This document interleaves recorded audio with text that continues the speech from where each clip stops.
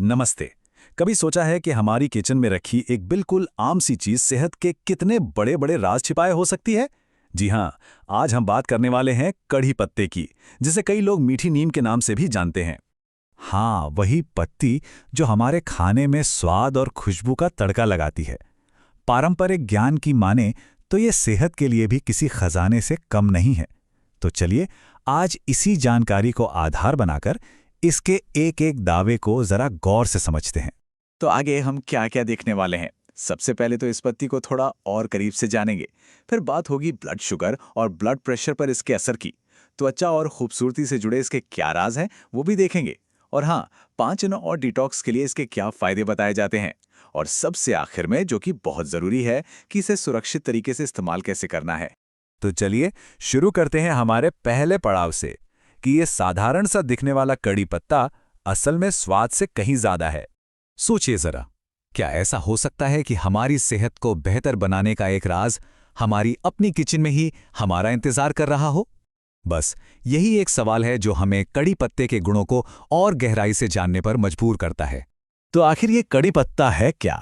देखिए, ये मुराया कोयनिजी नाम के एक पेड़ की बहुत ही खुशबूदार पत्तियां होती हैं। अब साउथ एशियाई खाने में तो इसका इस्तेमाल होता ही है, ये तो हम सब जानते हैं, लेकिन पारंपरिक चिकित्सा में भी इसकी खास महक और इसके औषधीय गुणों की वजह से इसे बहुत अहम माना गया है। चलिए, अब आते हैं दूसरे और मैं कहूँगा एक बहुत ही ज़रूरी हिस्से पर। देखते हैं कि ब्लड शुगर और ब्लड प्रेशर जैसी बड़ी समस्याओं के बारे में पारंपरिक ज्ञान में कड़ी पत्ते को लेकर क्या कहा गया है। तो पहला जो बड़ा दावा सामने आता है वो है ब्लड शुगर कंट्रोल से जुड़ा हुआ, और हम जानते हैं कि डायबिटीज को मैनेज करने में ये कितना बड़ा चैलेंज होता है। तो सवाल उठता है कि तरीका क्या बताया गया है। इसके लिए कहा गया है कि रोज करीब 3 से 4 ग्राम कड़ी पत्ते का पाउडर लेना चाहिए। ये बात दिलचस्प है क्योंकि यहाँ पर सिर्फ फायदा ही नहीं बल्कि उसकी एक तय मात्रा और तरीका भी बताया जा रहा है। ब्लड शुगर के बाद जो दूसरा बड़ा दावा है वो हाई ब्लड प्रेशर को कंट्रोल करने से जुड़ा है, बल्कि इसे तो हाई ब्लड प्रेशर के लिए एक अद्भुत औषधि तक का दर्जा दिया गया है। और देखिए, इसके लिए पाउडर नहीं बल्कि एक अलग तरीका, मतलब एक खास तरह की चटनी बनाकर खाने की सलाह दी गई है। अच्छा, तो शरीर की अंदर की सेहत की बात हो गई, अब जरा बाहर की खूबसूरती पर भी नजर डालते हैं। हमारा तीसरा हिस्सा है त्वचा और सौंदर्य से जुड़े वो राज जो एक नेचुरल ग्लो दे सकते हैं। यहाँ जो सबसे पहला और बड़ा दावा है वो है चेहरे की कुदरती चमक, यानी कि रेडियंस को बढ़ाने का। ऐसा कहा जाता है कि अगर इन पत्तियों का पेस्ट बनाकर चेहरे पर लगाया जाए तो इससे ना सिर्फ ग्लो बढ़ता है बल्कि जो पिंपल्स, दाग धब्बे या फोड़े फुंसी जैसी परेशानियां होती हैं उनमें भी ये मदद कर सकता है। लेकिन रुकिए, बात सिर्फ पत्तियों की नहीं है। इस पौधे के बीजों से जो तेल निकलता है उसका भी खास जिक्र किया गया है। बताया ये गया है कि कड़ी पत्ते के बीजों से निकाला गया तेल स्किन की अलग अलग प्रॉब्लम्स में बहुत फायदेमंद हो सकता है। तो देखा, ये पत्तियों के इस्तेमाल से एकदम अलग तरीका है।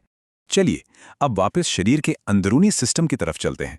हमारा चौथा हिस्सा है पाचन और डिटॉक्स के बारे में, यानी कि इंटरनल वेलनेस।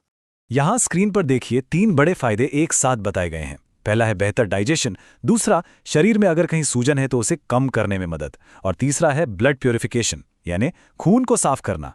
मतलब ये दावे सिर्फ एक चीज पर नहीं बल्कि पूरे इंटरनल सिस्टम को ठीक रखने की बात करते हैं। और अब हम आ गए हैं अपने आखिरी और शायद सबसे काम के हिस्से पर, कि इन सब फायदों के लिए इसका इस्तेमाल सुरक्षित तरीके से करना कैसे है। एक प्रैक्टिकल गाइड। तो ब्लड शुगर मैनेजमेंट के लिए जो तरीका बताया गया है उसके 2 सिंपल स्टेप्स हैं।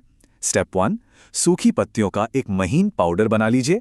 स्टेप 2, इस पाउडर का करीब 3 से 4 ग्राम सुबह और शाम सेवन करना है। अच्छा, ब्लड प्रेशर के लिए तरीका थोड़ा अलग है। यहाँ पाउडर नहीं बनाना। पहला स्टेप है ताज़ी पत्तियों की चटनी तैयार करना, और फिर 1 चम्मच चटनी को आधे ग्लास गुनगुने पानी में मिला के पी लेना है। और ये बात बहुत बहुत ज़रूरी है, जिस पर जोर भी दिया गया है कि किसी भी चीज़ का ज़रूरत से ज़्यादा सेवन ना करें।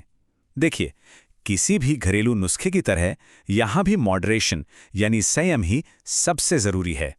तो इन सब बातों के बाद एक बड़ा सवाल मन में आता है कि क्या हमारे पारंपरिक ज्ञान और नुस्खों में आज की मॉडर्न लाइफस्टाइल से जुड़ी हेल्थ प्रॉब्लम्स का कोई हल छिपा हो सकता है?